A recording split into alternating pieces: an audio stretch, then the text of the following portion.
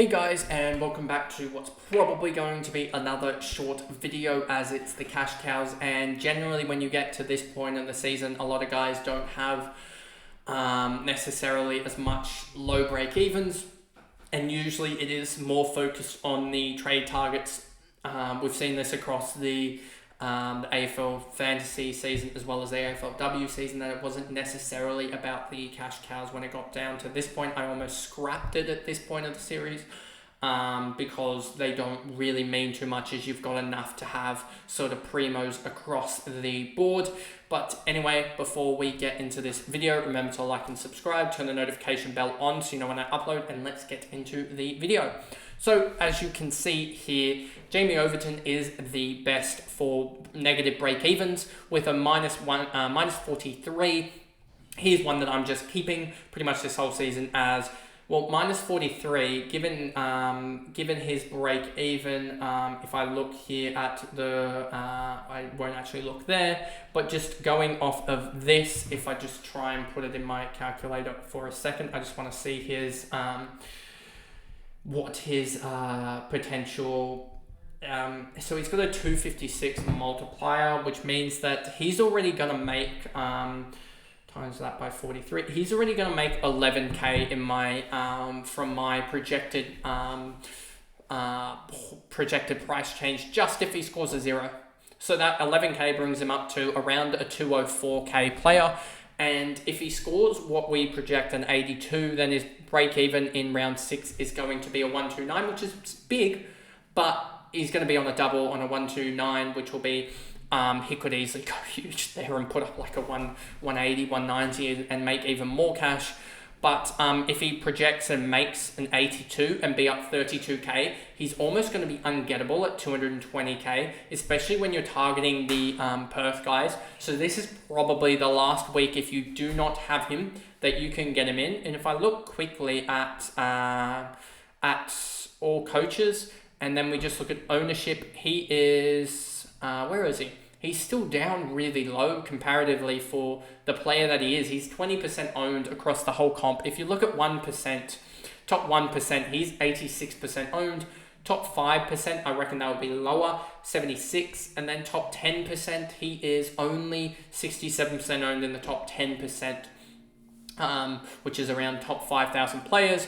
So he is so, I reckon he should be up there with Maxwell and stuff like that, up around that 90-95% for everyone, especially coming into his double. He's going to be targeted. A lot of people are going to be, well, a lot of the top 1% are going to have him plus Shaw, and then they're just going to figure out a bowler to pick, as Payne got dropped, so we don't know whether he'll be back. Boyce doesn't look like he's taking wickets at the moment or bowling well. Thornton could be into the squad. And then you've got Agar, who doesn't seem to be bowling well, but Agar might be the only choice on the strikers double. So you may actually go with another Scorchers player and go a 5-2 split, to be honest with you. I'm thinking about that. And only having Jamie Overton, and also only having the likes of Matt Short as well for the strikers. But it could be interesting if Darcy Short, or potentially going Chris Lynn at this point, could be interesting. We'll have to look at those for the batting side of things. Jack Edwards, Curran's got one game, and Curran's most likely going to come back in for Joel, so he's not going to directly come. It's not like I'm saying that Edwards is going to drop out of the side. I'm just saying that Edwards is going to have a different role, and that's going to be very similar to what he had previous years for the Sixers. And I don't think he gets the 4 overs that he's been getting at the moment in the power surge, where he's been picking up a wicket. That'll be Curran that gets that over. He won't be bowling with the new rock, I don't think, and I don't think he'll be bowling at the death. So I think you will see Jack pick up the role of what Joel did on the week on last night, and pick up 2 overs at max and do that role there. So I reckon Jack's value is best taken now. If you want to trade him in, I would be trading him in for the break even, not necessarily trading him in for points. As if he gets a 61, which he could easily get a 61, it goes up 26k. He'll have a 5 break even the next round, which he should still be able to hit, given the player that he is, which he should be able to go up a little bit more. and then you can easily trade him out in round 7 or round 8 when his break even starts to turn away from you guys. And that'll be him at around 175, 180k potentially. And that'll be right in the spot where I reckon you can get him to pretty much anyone at that point. Looking at the guys like, in round, if we look here quickly, in round 7, you've got the Brisbane Heat and the Hobart Hurricanes. You could almost get him to Paul Walter at that point. Hobart, you'll have Paddy Dooley, you'll have Riley Meredith, you'll have Nathan Ellis, all, if not lower than that price, at that price. And then Brisbane Heat, you've also got, Swepson's there. Kuhneman, I think, is a really good option in this round 7, as well as you got Paul Walter, as well as Bartlett as well. You could try and get him up towards the Bartlett price line. So there's that. I won't be personally going for him as I'm hunting points at this point. I'm not hunting cash gen. But for those people that are a little bit behind on team value, you could look at him and just hope that he scores well and gets the overs again when Tom Curran returns.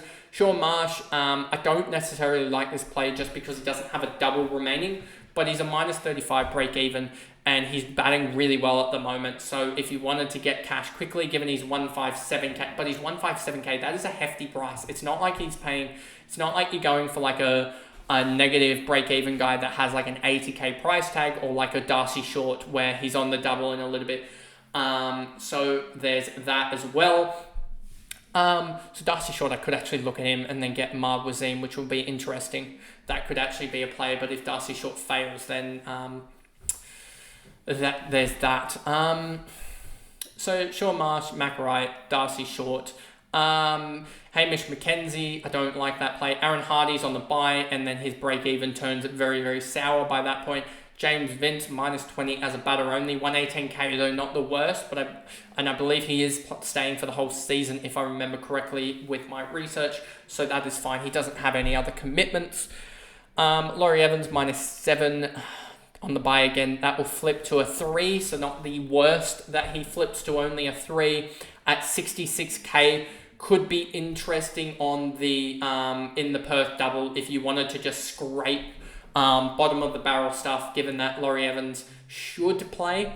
Majib, minus 4. We don't know with his availability what's happening there, so just remember what I said. I think at the Renegades last game, I said just don't pick him because there could be easily him just getting that NOC taken away from him, and I don't have any information about that, so it's a very risky play just to grab him at 129k when, you do have Zampa there who's not bowling the best at the moment, but you've got other spinners at 130k and other bowlers on doubles itself because Majib's not on a double.